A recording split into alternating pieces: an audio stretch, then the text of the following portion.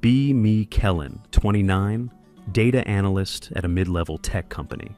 My job is basically to be a professional fortune teller, but instead of a crystal ball, I use spreadsheets the size of a small country. I find patterns, I model outcomes, I tell people what's likely to happen if they push the big red button. I'm good at it. I'm quiet, I keep to myself, I just do the work. My reports are clean, my data is solid, that's all that should matter. For a few years, it was fine. Decent pay, low drama.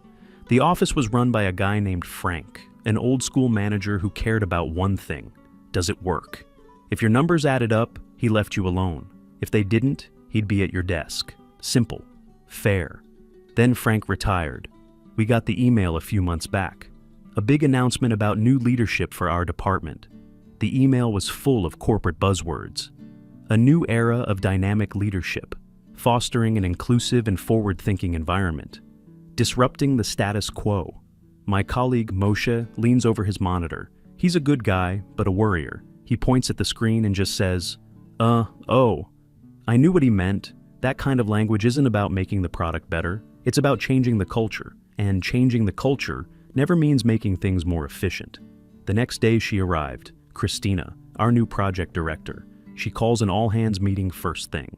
She walks in, and the entire energy of the room shifts. She's got that high-energy, super confident vibe of someone who has read a lot of management books.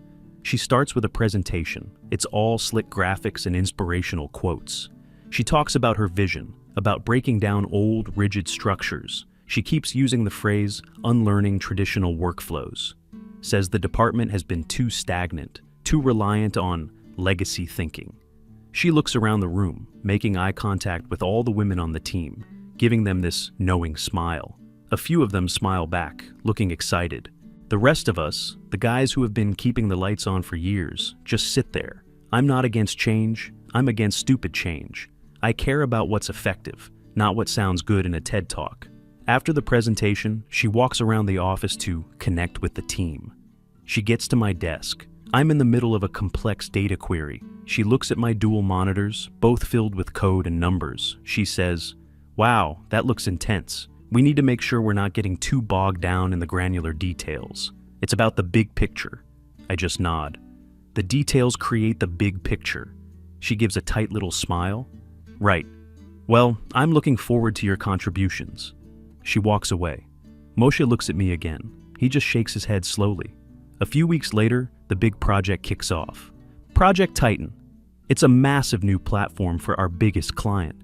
It's a make or break deal. High visibility, high stakes. Christina is in charge of the whole thing. This is her chance to prove her new vision. She lays out the strategy in a kickoff meeting. Her plan is ambitious. It relies on a very aggressive timeline and a new flashy framework that our team has never used before. It promises the world, faster deployment, incredible user experience, all the buzzwords. A couple of the senior engineers raise some concerns. They talk about stability issues, the learning curve. Christina handles their objections with that same smile. She calls their concerns valid but rooted in a fear of the unknown. She says that true innovation requires taking risks. She then says something that makes the whole room go quiet. The old way of doing things, the male-dominated, cautious approach, is what leads to stagnation. We need to embrace a more collaborative, intuitive strategy. She didn't say it outright, but the message was clear. Your concerns aren't technical, they're ideological. You're just resisting a woman's leadership. The engineers shut up after that. Nobody wants that label. My job on the project is risk assessment and performance modeling. I'm supposed to take her grand vision and figure out if it will actually work under pressure. So I get to work. I spend the next couple of weeks building a complete simulation of the new platform. I work late. I drink a lot of coffee. I dive deep into the numbers. I test every component of her proposed architecture. At first, the results look okay. Under light to moderate load, the system holds up. Christina's chosen framework is indeed fast in simple scenarios. But my job isn't to test for simple scenarios. My job is to test for launch day, when we're expecting hundreds of thousands of users to hit the system all at once. I build a model for peak load, a worst-case scenario. I run the simulation. The result is not just bad, it's catastrophic. The model shows the system working fine for about the first 15 minutes of peak load. Then, a critical bottleneck appears in the database communication layer. It's a fundamental flaw in how the new framework handles concurrent requests. The requests start timing out. They pile up. A cascade failure begins. According to the model, the entire system will crash. Not slow down, crash hard. Total service failure in under 30 minutes of peak traffic. The probability of failure is 98.7%. I check my math. I run the simulation again from scratch. I build a second model using a different method. Same result. Every time.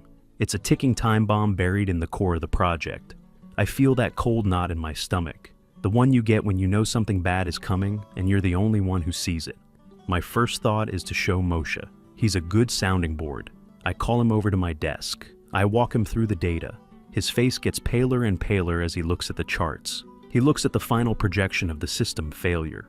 Wow, that's undeniable, he says, his voice barely a whisper. What should I do? I ask. He looks over his shoulder toward Christina's glass-walled office. Man, I don't know. You saw what she did to the engineers. She doesn't want to hear about problems. She wants cheerleaders. This isn't a problem, Moshe. This is a guaranteed disaster. I know, he says. Just be careful how you present it. Don't make it sound like you're attacking her idea. He was trying to be helpful, but it was cowardly advice. The data is the data. It's not an attack, it's a fact. I schedule a meeting with Christina, just me and her. I figure a one-on-one is better than a public showdown. I prepare a concise 5-page report. No emotion, no blame, just charts, graphs, and the projected outcome. I walk into her office the next day. I start to walk her through the report. Christina, I've completed the performance modeling for Project Titan under peak load. I've identified a critical issue. I show her the first chart, the one illustrating the cascade failure. She doesn't even look at it closely. She holds up her hand to stop me. Kellen, she says, with a tone like she's patiently explaining something to a child. I appreciate you doing your due diligence. I really do. But your models are based on the old way of doing things. It's just math, I say. The framework can't handle the concurrent connections. The data is clear. She leans back in her chair and crosses her arms. Data isn't everything. It's about vision. It's about a holistic approach. You're looking at the system with a lens of masculine anxiety, a focus on what could go wrong instead of what we can make go right.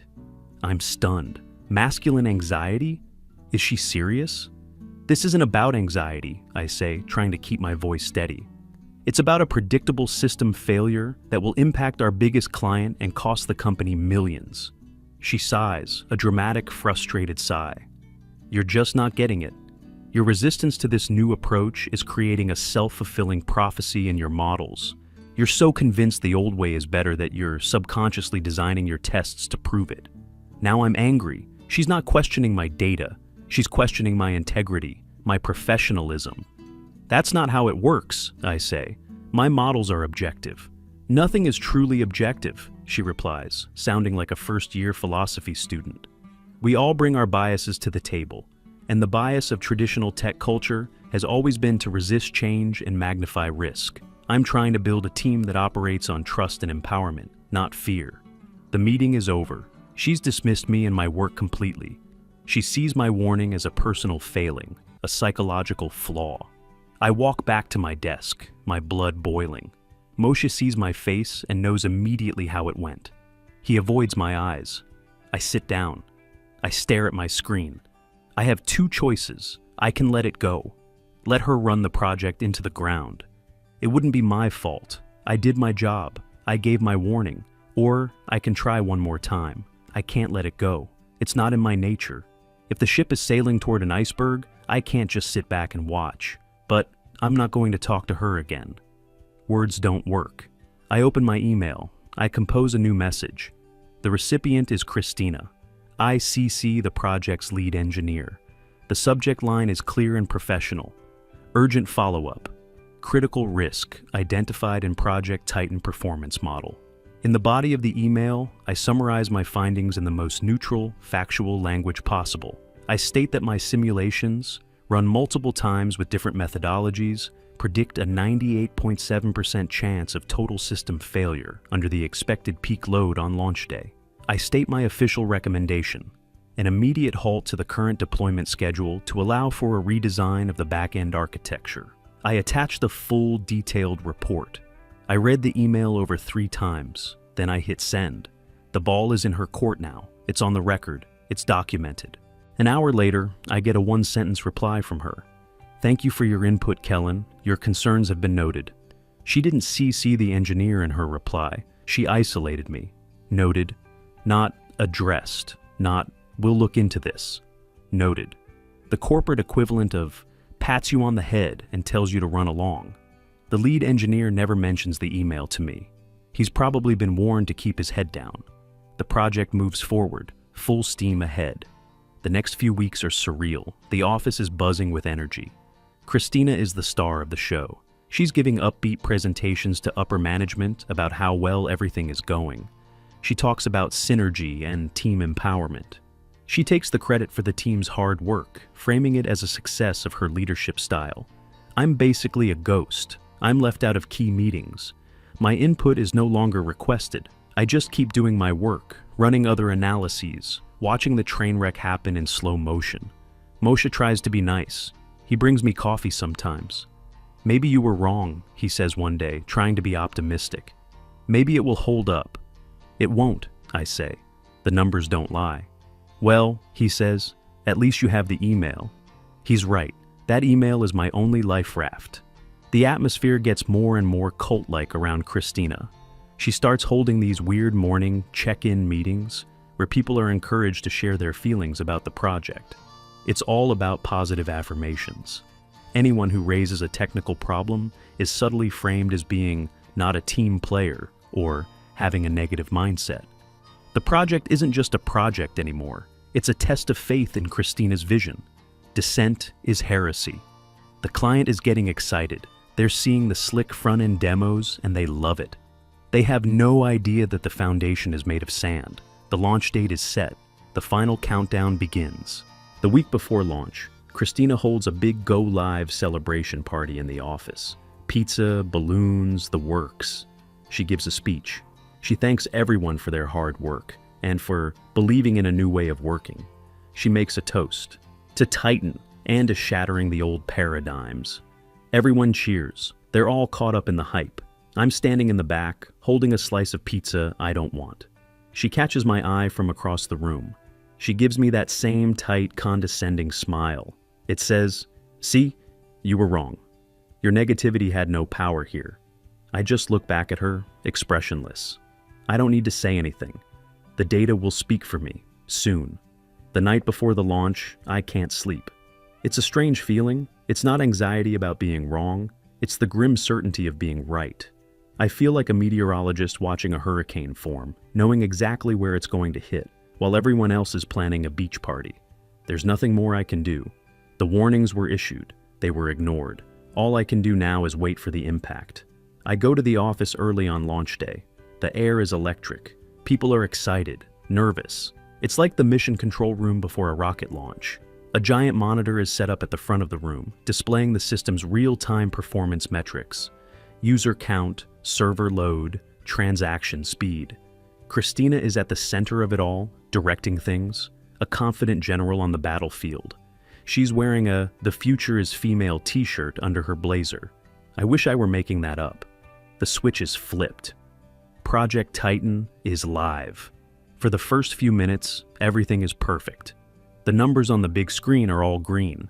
The user count starts to climb, slowly at first, then faster. A cheer goes up in the room. People are patting each other on the back. Christina is beaming. She walks past my desk. "Looks like your models had a little masculine anxiety after all, Kellen." I don't reply. I just stare at the screen. I'm watching one specific metric, a little number in the bottom corner of the dashboard. Database query latency. It's the canary in the coal mine. Right now, it's green, a healthy 50 milliseconds. The user count ticks past 10,000, then 50,000. The number is still green, still stable. A small seed of doubt enters my mind for the first time. What if I was wrong? What if some last-minute miracle patch I didn't know about fixed the flaw? The user count hits 100,000. This is the beginning of the peak load window. The query latency number flickers. It turns from green to yellow. 200 milliseconds. Nobody else notices. They're all watching the big flashy user count number. I see Moshe glance at me. He sees that I'm watching the latency metric. He knows. The user count keeps climbing. 150,000. The number is solid yellow now. 500 milliseconds. The first error alert pops up on the dashboard. A single, blinking red dot. Someone on the engineering team points it out. Hey, we've got some timeouts. Christina waves a hand dismissively. It's fine. The system is just adjusting to the load. Totally normal. The user count hits 200,000. The client is now running a massive marketing push. This is the wave I predicted. The latency number turns red. 1,500 milliseconds. Then 2 red dots appear on the board, then 5, then a dozen. The screen starts to look like a Christmas tree from hell. A phone rings. It's the client's emergency support line. One of the engineers answers it. His face goes white. He puts the client on hold. They're saying nothing is loading. The entire platform is frozen. Christina's smile is gone. What do you mean frozen? Just reboot the affected servers, she snaps. We can't, the engineer says, his voice shaking.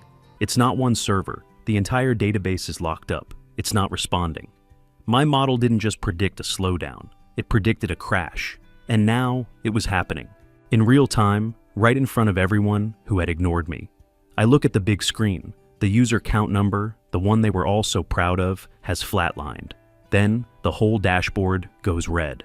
A single massive error message appears in the middle of the screen. Critical cascade failure. The room is dead silent. You can hear a pin drop. The cheering has stopped. The celebration is over. Project Titan is dead. And my quiet, ignored report is about to become the most important document in the entire company. The words critical cascade failure burned on the main screen in a sea of red.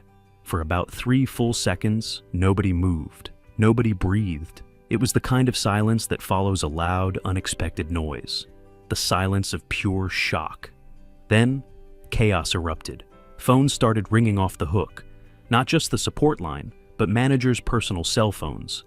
The engineering team was frantically typing, trying to get any kind of response from the servers. Their faces were grim. They knew this was a death blow. Christina was the first to break the shocked silence. She pointed a shaking finger at the lead engineer. What is this? What did you do?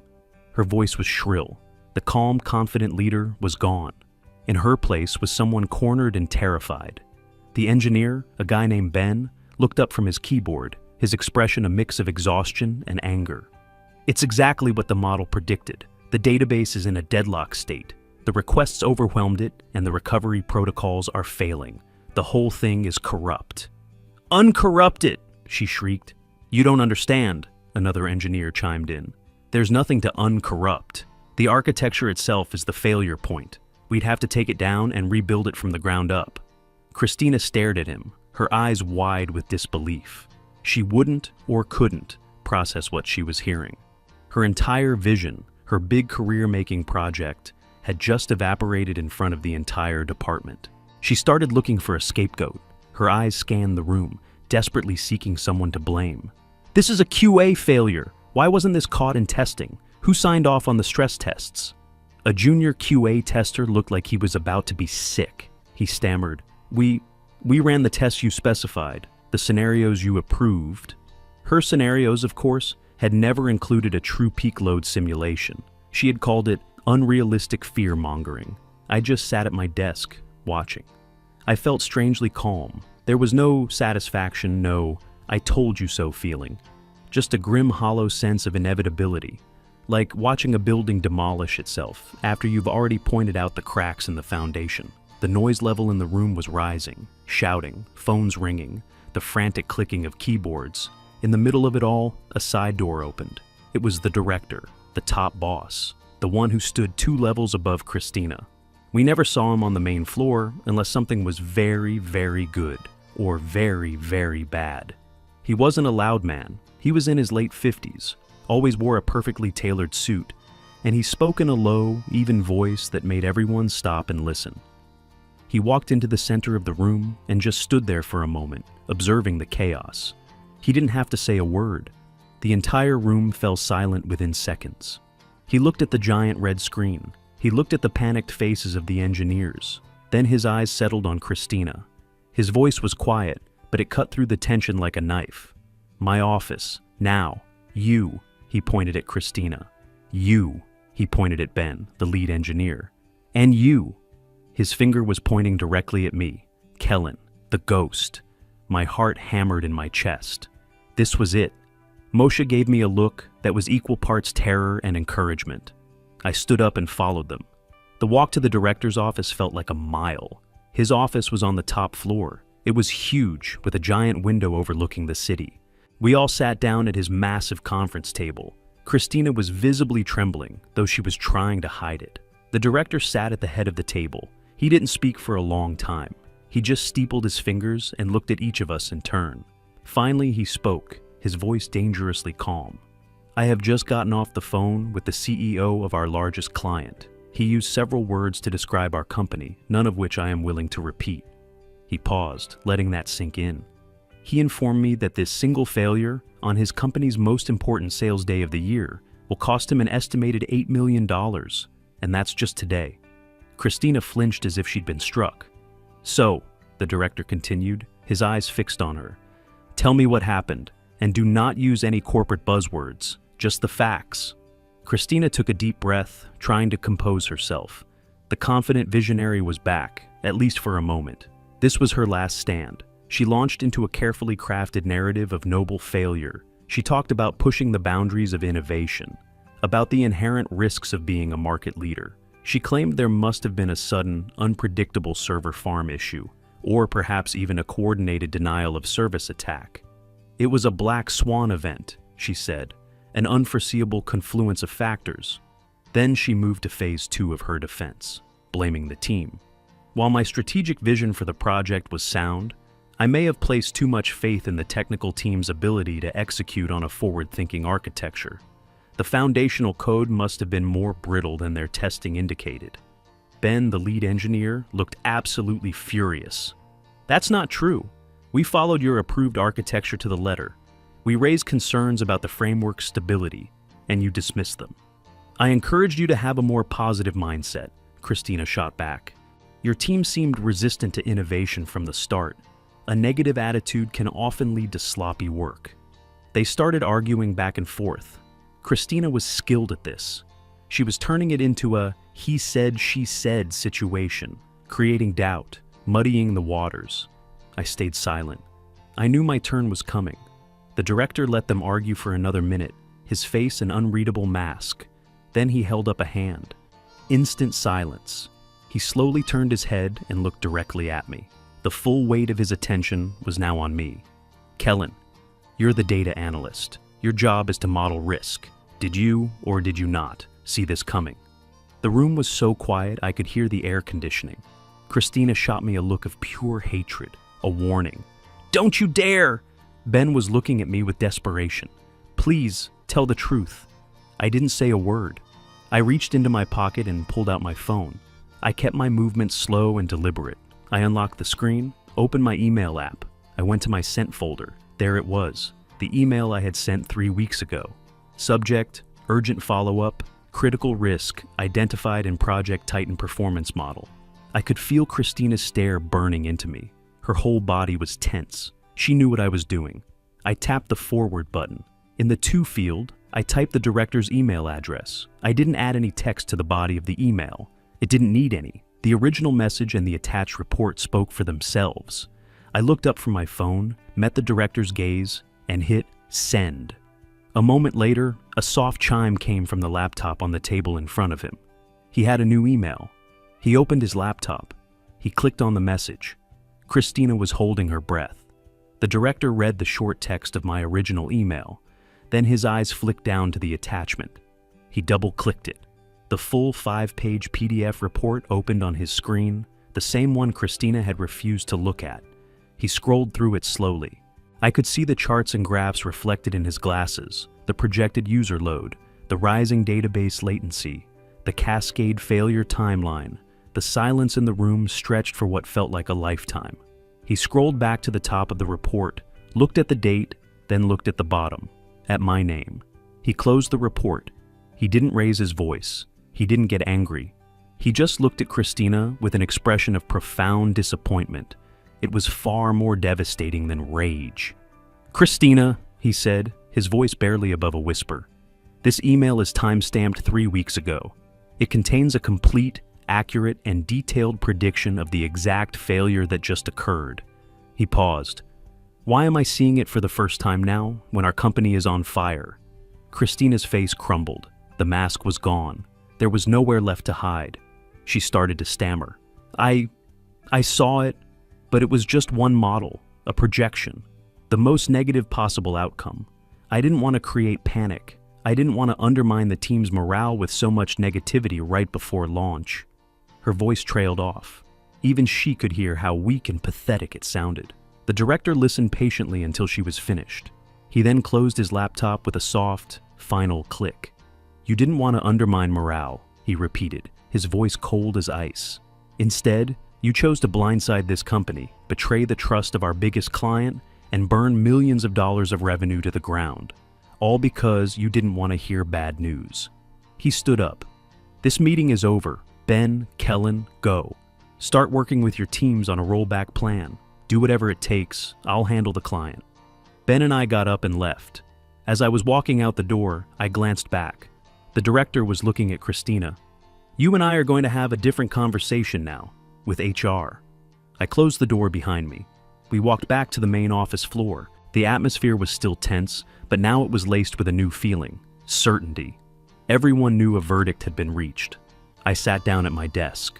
I didn't feel like a hero. I just felt tired. About 45 minutes later, we all saw it. 2 people from HR, along with a security guard, walked quietly to Christina's glass office. They went inside. They were in there for about 10 minutes. When they came out, Christina was with them. She was carrying a small cardboard box with her personal effects: a coffee mug, a picture frame, a small plant. Her face was blank. She looked straight ahead, not making eye contact with anyone as they escorted her across the office. She walked past my desk. For a split second, her eyes met mine. There was no anger in them anymore, just a vast, empty expanse of defeat. Then she was gone, out the main doors. Forever. The next morning, things were different. The director called another meeting, this time with the entire project team. He announced that Christina was no longer with the company. He announced that Project Titan, in its current form, was officially dead. They were going to rebuild it, using a stable, proven architecture. No more flashy, high-risk experiments on a mission-critical system. He then looked over the crowd, and his eyes found me again. "The rebuild will be guided by a data-first principle," he said. "Every major architectural decision will be vetted and approved based on rigorous performance modeling." He pointed at me. "Kellen will be the lead analyst for that effort. He has my full authority to veto any design choice that does not meet our new, much higher standard of resilience. His team will get any resources they need." It wasn't a reward. It wasn't a celebration. It was a responsibility, a recognition of competence. In that moment, that was worth more than any promotion or bonus. It was respect. The rebuild was long and difficult. We worked hard for the next several months to regain the client's trust. We launched the new stable version of the platform. It wasn't as flashy. It didn't use the trendiest new tech, but it was a rock. On the day of the relaunch, it handled triple the load of the original crash without even breaking a sweat. One evening, after the successful launch, Moshe came by my desk as I was packing up. The office was mostly empty. He just stood there for a second, then said, "You know, I felt bad that day, when you tried to warn her and I just looked away. I was afraid of getting on her bad side." "A lot of people were," I said. "Yeah," he said. "But you weren't.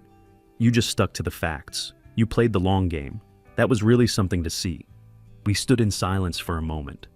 "Anyway," he said, giving me a small smile. "Just wanted to say that.